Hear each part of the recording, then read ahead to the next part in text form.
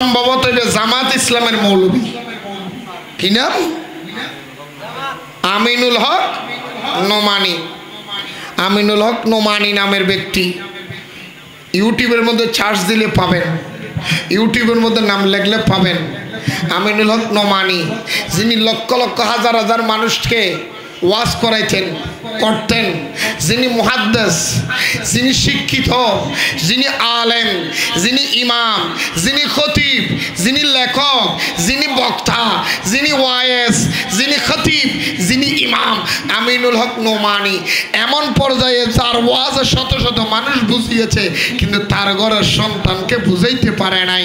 তার নিজের সন্তান ইউটিউব থেকে, আপনার গুগল থেকে আপনার অ্যাপস ডাউনলোড করে কিভাবে মানুষ মারতে হয় সেই অ্যাপস অনুসরণ করে এক আপন কাশেম নোমানী ওনার সন্তানাই ওনাকে নির্মমভাবে হত্যা করে ফেলেছে।